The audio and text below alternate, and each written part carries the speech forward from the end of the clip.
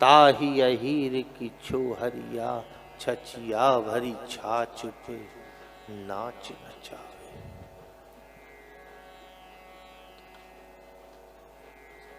नाचा ऐसा आज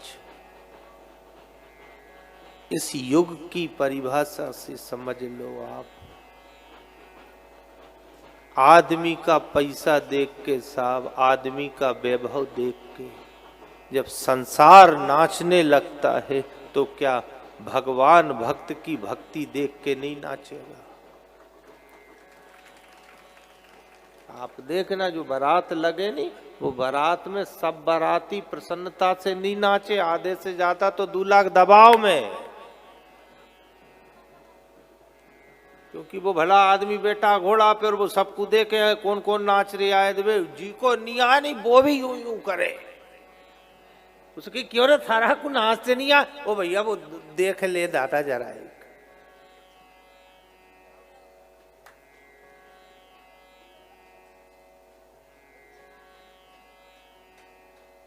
भक्ति पे भी एक भक्ति क्या है? भक्ति अर्थात ईश्वर पे दबाव।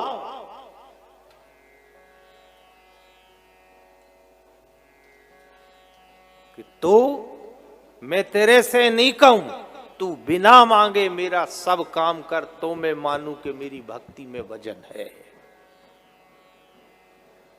ईश्वर से बिना मांगे सब मिल जाए, मान लेना उस समय कि हां ईश्वर की कृपा मेरे ऊपर है। ये भैया क्यों आए?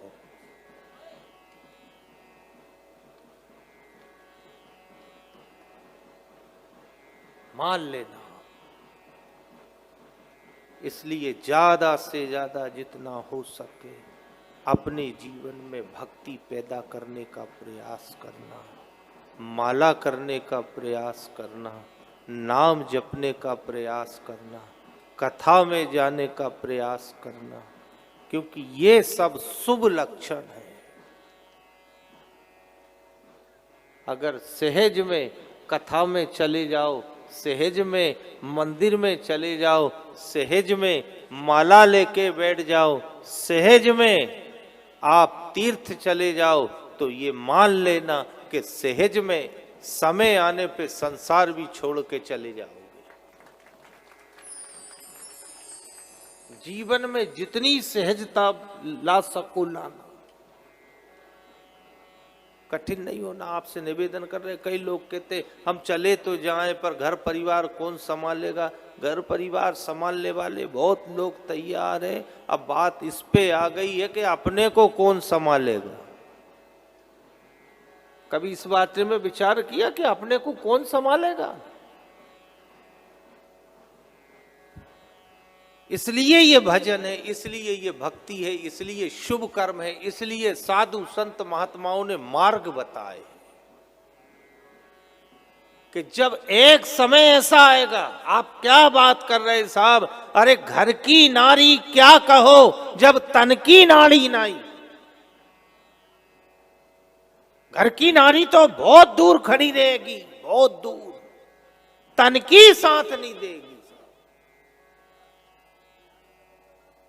तुलसी या संसार में कोई किसी का नहीं, अरे घर की नारी क्या कहूं जब तन की नाड़ी नहीं। शरीर ही साथ नहीं देगा साहब, गिर जाएगा। और एक झटका देती है मौत साहब, एक झटका देती है, और एक झटका लगा कि शरीर से आत्मा बाहर खींच दे इसको। और अगर आपने भजन किया है, अगर आपने परमात्मा से जुड़े हो, परमात्मा अगर आपका संसार का कोई काम भले न करे, पर अगर आपने कथा सुनी है, आपने भजन किया है, परमात्मा आपका अंत जरूर सुधार देगा साहब। संसार सुधरे नहीं सुधरे वो तो अपने हिसाब से संसार चल रहा है, उसको चलने दो। दुनिया को सुधारने का प्रयास बिल्कुल मत करना। गायत्री परिवार का सूत्र बहुत अच्छा कहता है, हम सुधरेंगे युग सुधरेगा। दुनिया के चक्कर में मत पड़ो। आपसे निवेदन कर रहे, जितना हो सके उतना ईश्वर से जुड़ने का प्रयास करना आपसे निवेदन कर रहे, क्योंकि समय का कोई भरोसा नहीं है, कोई भरोसा नहीं। वो एक गीत सुना होगा आपने, वो गाना बहुत अच्छा लगा, हमने भोपाल में सुना था, वो 2 लाइन अच्छी लगती है हमको, गुनगुनाते। कदी कदी गाड रासु सिंह हार जावे,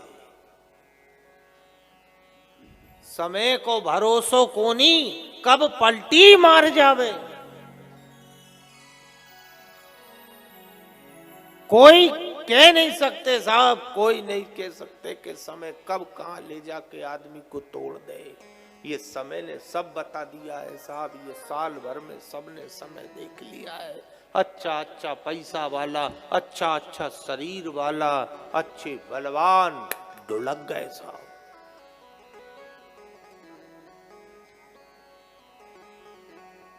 हट्टा कट्टा साहब बिल्कुल पहलवान, एकदम पहलवान पर गया।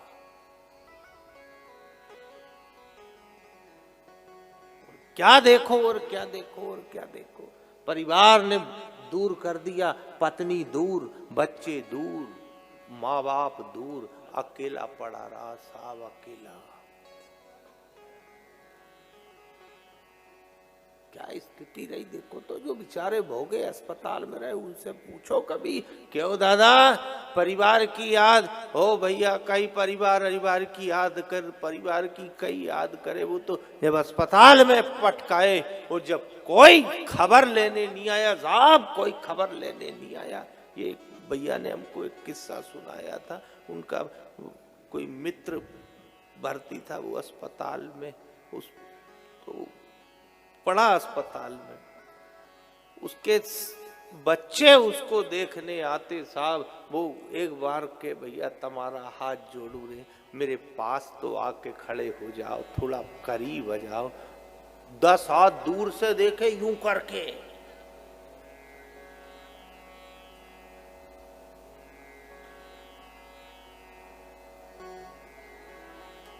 यही का यही तो अपन ने देखा है, नहीं देखा, आंख से तो देखा है। इसके बाद अगर अपन परमात्मा को नहीं पकड़ रहे साहब, तो अपने से बड़ा मूर्ख दुनिया में कोई पैदा नहीं हुआ। ये दोहा सिद्ध हो गया, घर की नारी क्या कहो जब तन की नाड़ी।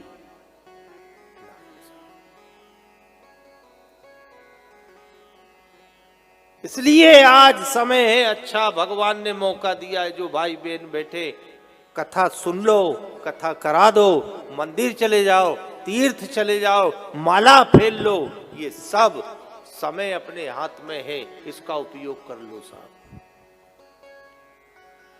क्योंकि समय पलटता है साहब, और समय जब पलटता है, अच्छे अच्छे वीर, अच्छे अच्छे पैसे वाले साहब जमीन में मिल गए।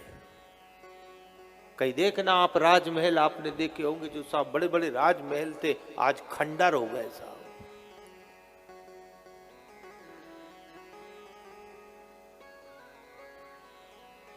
आज अच्छा समय है, आपसे निवेदन कर रहे भाई बहन जो भी बैठे, हाथ जोड़ के निवेदन है, कभी संपत्ति का, कभी शरीर का और कभी परिवार का अहंकार अपने मन में मत लाना प्यारे, कभी मत लाना। आप जो भाई बहन बैठे, ना तो संपत्ति का, ना अपने शरीर का और ना अपने परिवार का, क्योंकि ये तीनों चीजों की वास्तविकता इस महामारी ने खोल दी साहब। ना संपत्ति काम आई, ना शरीर काम आया और ना परिवार काम आया।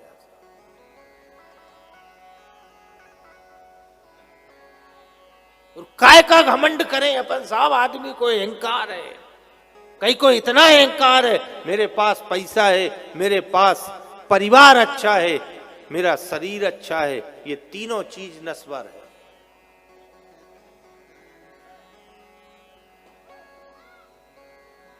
कोई काम में नहीं आता साहब, कोई काम में नहीं आता। आपने वो कथा सुनी होगी, जिस समय वो अभिमन्यु चक्रव्यूह भेदने के लिए गया और वो जैसे ही जाने के लिए तैयार हुआ, उस समय युधिष्ठिर ने माथे पे हाथ फेरा, भीम ने हाथ फेरा, नकुल ने हाथ फेरा, सहदेव ने हाथ फेरा और अभिमन्यु से कही, बेटा तू आगे चल। उसने की ठीक, तुम हम तेरे पीछे रहेंगे 4 लोग, और तू घबराना मत, तेरे ऊपर आंच नहीं आने देंगे। सुनी होगी आपने ये कथा, जबकि उसने कही थी, वो तो बालक था। महात्मा युधिष्ठिर के हाथ जोड़ के, दादा तुम्हारे हाथ जोड़ू, कहीं ऐसा मत करना कि तुम मेरे को अंदर भेज के और निपटवा दो दादा, तो मर जाऊंगा मैं अंदर जाना जानता हूं। केवल मैंने अपनी माँ के गर्भ में सुना था, मेरे पिता सुना रहे थे माँ को, मैंने वो सुन लिया। मैं अंदर जाने की विद्या जानता हूं, पर बाहर निकलने की विद्या नहीं जानता। वो 4 ने की, बाहर हम निकाले, तू क्यों चिंता कर, अंदर तो जा।